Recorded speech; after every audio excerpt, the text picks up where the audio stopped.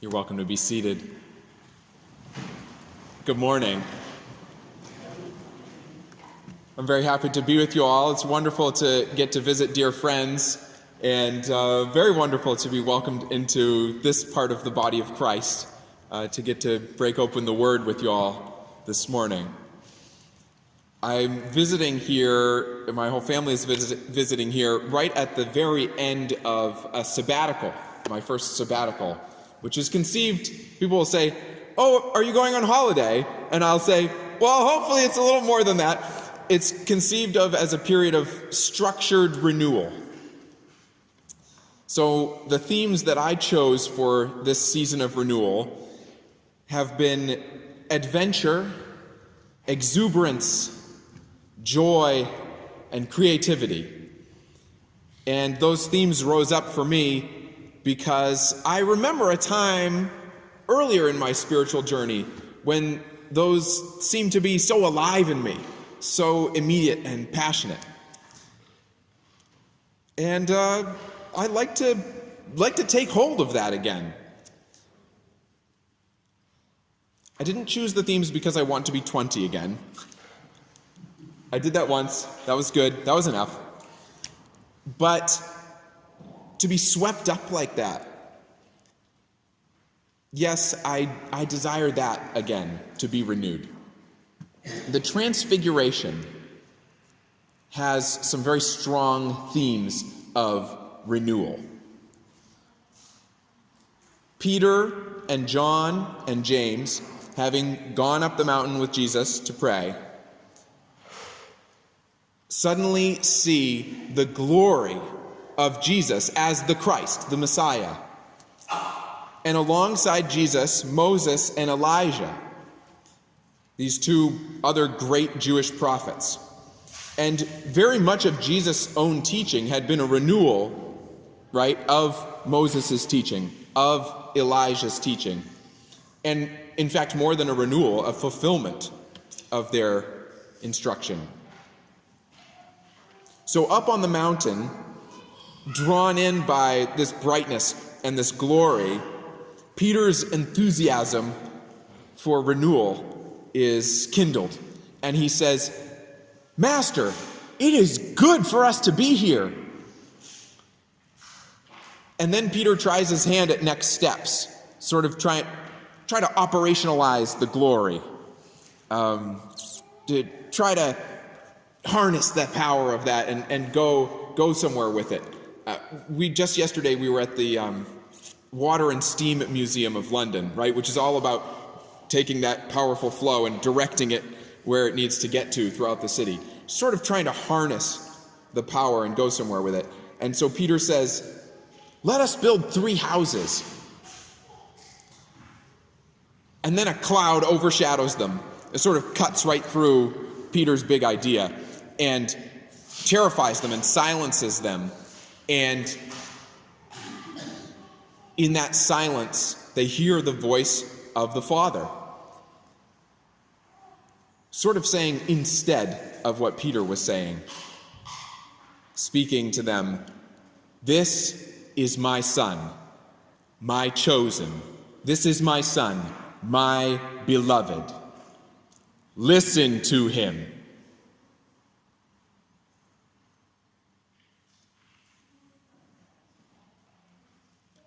The Father comes to Peter and James and John in this moment of their heightened awareness, their heightened eagerness, and now years into Jesus' ministry, public ministry. And in that moment, the Father speaks not some great new thing, but what? When was the last time we heard these words from the Father, spoken over Jesus?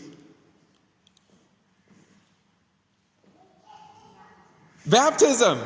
Yes, at his baptism. "This is my Son, my beloved, with whom I am well pleased."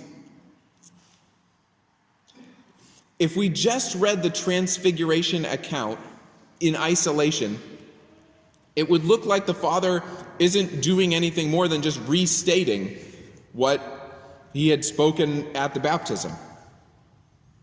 But it makes a difference that he's speaking it now again on the mountaintop. Because Jesus and Moses and Elijah have been speaking of Jesus' departure, which he was about to accomplish at Jerusalem.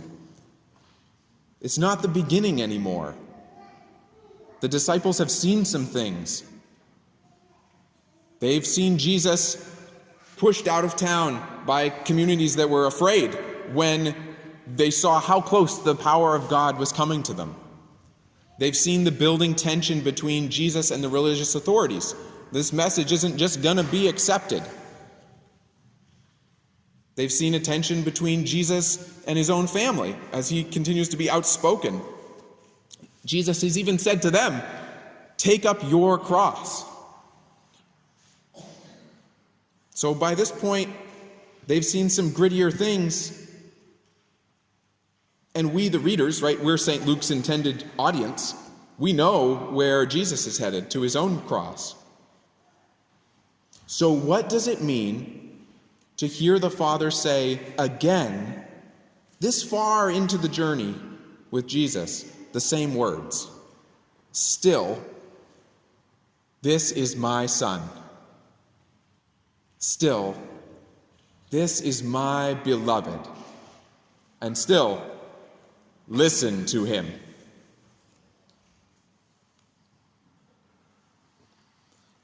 Among the sabbatical activities that I chose to try to pursue adventure and joy and creativity was to, with my sister Laura and my brother Jamie, to go and hike the tallest mountain in Maine, in the States, which is 1,600 meters, or 5,200 feet.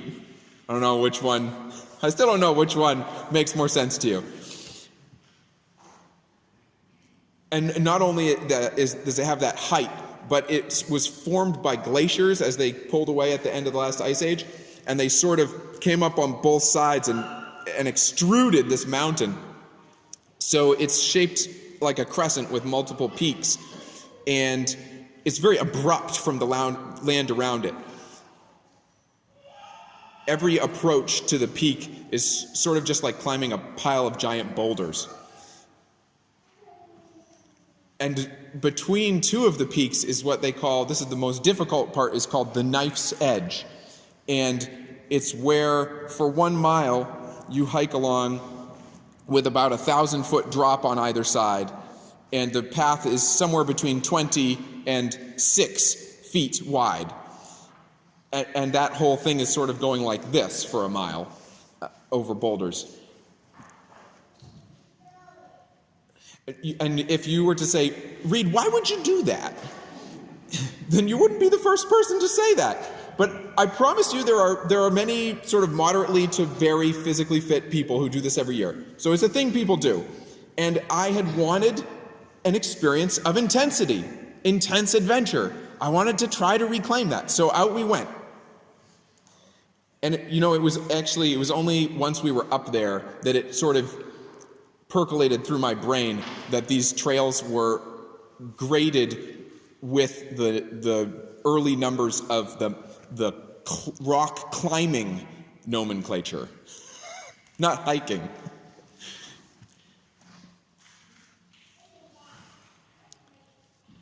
So it was relentless. And right in the middle, when Laura and Jamie and I had come to understand right in our bodies that it was going to be just as difficult to go forward and to go backward. We really were committed. We got to something that we have called, after going across it, we've called it the shimmy. And it's where there's a rock face that's maybe 150 feet, and it's sloped about like that, and it's pretty much sheer, except there's this lip about that wide that you put your feet on, and a nice handhold all the way across, but then you just sort of scoot. And we went across the shimmy, And then at the other end, we came very close together and sort of huddled in a ball on this flat area, and to try to let the cortisol leave our bodies. And I said to my brother and sister, I will never bring my children on this hike because I love them. And I love them being alive.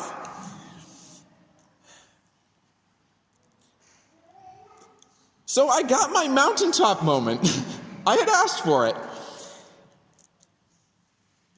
And by the light of this Transfiguration reading, I would say that at that moment, I was surrounded by the terrifying glory of Mount Katahdin. In front of me and behind me and all around me. And that was a space in which I could hear God saying to me, you don't need to do this again. You don't need this mountaintop intensity or your younger feelings of wide open possibility in order to have adventure and fulfillment. Those kids of yours and a few other relationships and commitments that you've made along the way that you know very well, Reed, they're your adventure now. And I know I'm not saying anything that you don't know already, right? As life goes forward, your life narrows because of the things you've chosen positively. That my marriage and my children and my work and my vocation and the mentors I've gotten to have, great and terrible, all these things, they narrow life's path. But I heard God saying, it's the same path, even if it's narrower now, my beloved child. When God spoke for the second time to those disciples on their journey with Jesus, this is my son, my beloved. Listen to him. God's saying that even after the passions of the beginning of the faith journey are past, after we've walked through challenge and sacrifice and loss and grief, which is to say, living as a human, after all of that, when wide open possibilities have given way to a narrower path, God showed up again to say, the most important thing hasn't changed. In Jesus, God has come close with all of God's love, and God is still committed to that closeness with us.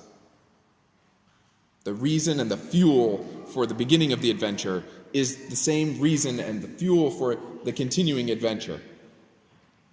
The Father was going to keep guiding them, keep embracing them close, even if they had to accept that the path had a different shape now.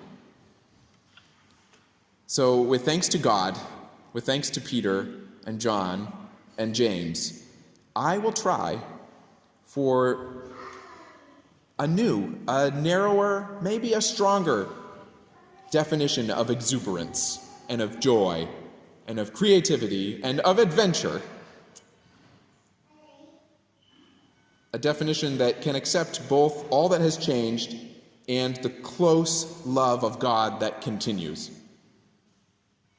And I don't know if maybe it won't be just like being swept up again. Maybe a little bit more like being swept in. Not just into a house of my own building, but into a current, living, bright love.